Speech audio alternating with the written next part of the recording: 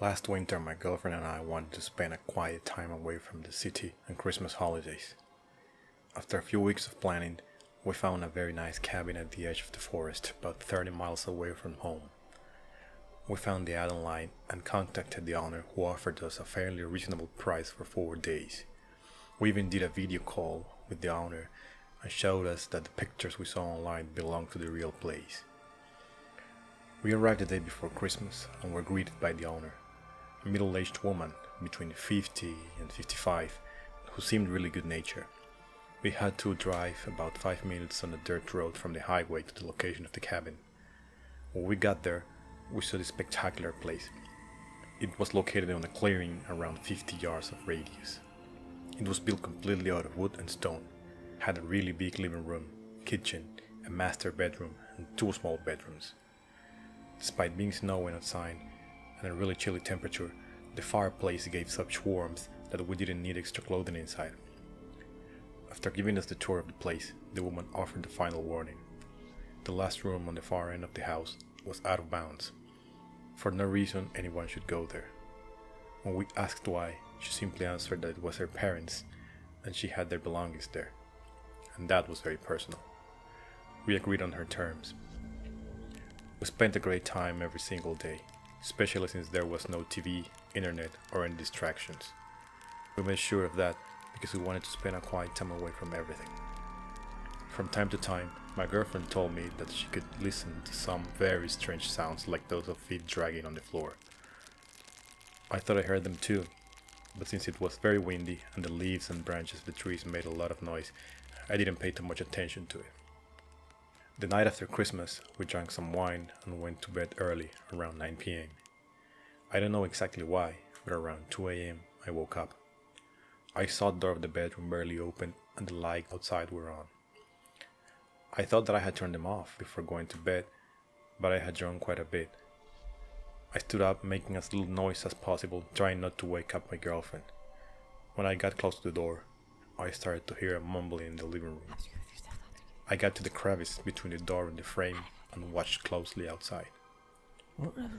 There was sitting on a chair a real old woman. She was balding and had patches of grayish long hair. She was almost toothless and was wearing rags. She was sitting with her back against me, but I could see her through the mirror in front of her. She kept mumbling, "They are trespassing. They need to go. They need to go." After a few moments, she looked to the mirror and our eyes met. She knew I was looking at her and grinned horribly. Then she said maliciously, "They need to go tomorrow, or they won't live to tell the tale," while still looking at me. She stood up, walked heavily to the room we were not allowed to go to, and locked herself there. I didn't wait for the morning. I woke up my girlfriend and without explaining told her to pack everything and left around 20 minutes later. When we were at the front door, just before leaving, the door of the forbidden room opened. We turned around and saw the woman grinning maliciously. We almost ran to the car and turned it on, and when we managed to start our drive, she was there, at the cabin's entrance, following us with her evil gaze.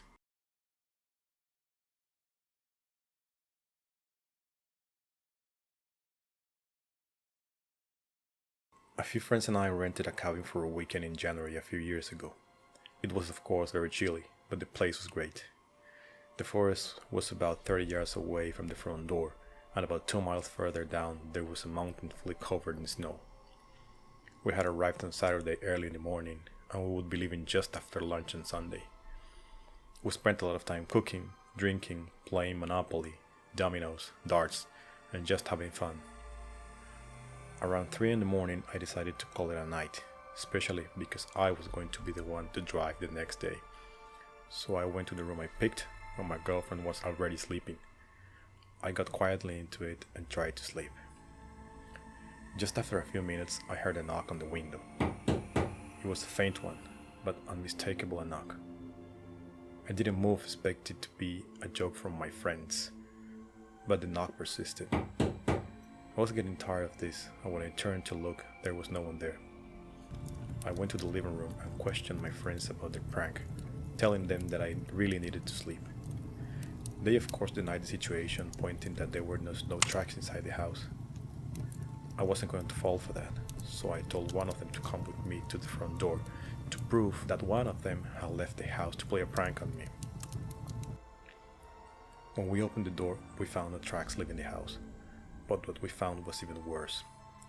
There were human tracks leaving the forest and going around the house. Then those tracks came around the other side of the house and went straight into the forest. We looked at each other with terror in our eyes when we heard heavy steps on the breezeless night. A tall figure, almost 7 feet tall, really muscular, appeared at the edge of the forest, where the tracks came out and went into. It was covered in what looked like bear's and wolf's skin and had a heavy axe leaning on its shoulder. Then, while still holding the handle, it dropped the head of the axe and started walking towards the cabin, dragging it. We went outside and locked the door behind us, calling our friends to help us barricade it with the furniture. They thought we were joking, but when one of them saw the figure walking towards us, they helped us pushing the sofa against the door. That person was walking so slow that we managed to place a cabinet in front of the window. We turned the lights off and went quiet. Outside, we could hear the slow and heavy footsteps and the axe being dragged. From what we heard, he moved to the window, then to the front door, and then back to the window. There was a small space that was not covered by the cabinet, where he peeked into the house. He had some terrible yellow sick eyes that scanned inside. Then he turned around and left. We could hear his steps and his axe in the snow faintly until he was gone. We stayed there quiet in the living room until the very next morning.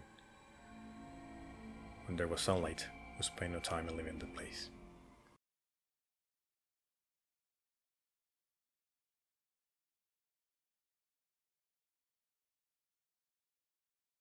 My grandfather once told me a story of his youth days, around 60 years ago, when he and some of his friends used to go to a cabin of one of their parents.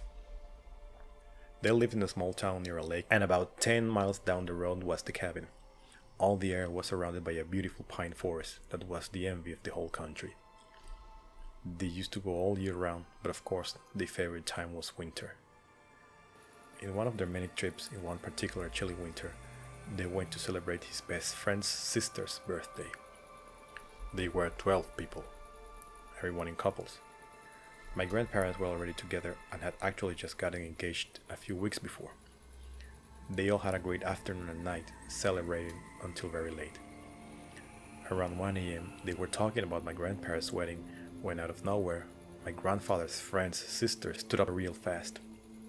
Her eyes were white without pupils, and swept her gaze around them while talking in some strange language they didn't know. At first, they all thought it was a joke, but then she started to walk towards the door while still talking in that strange language, impervious of what everyone was telling her. She left the cabin and walked in the direction of the forest. All the men tried to stop her, but she was somehow stronger than all of them, and they were being dragged. She shook everyone off and walked through the thick layer of snow that was almost 4 feet deep, like a hot knife through butter. Everyone was really scared and didn't have any idea why she had turned like that, why she was super strong, and why she was speaking on that language. She kept on going, and when she reached the edge of the forest, she turned her head back to look at them, her eyes still white without pupils and a malevolent grin. She went into the forest and disappeared.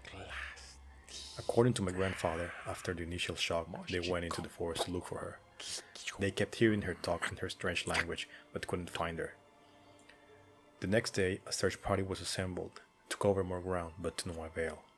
What could only be found were a shoe and a watch that belonged to her.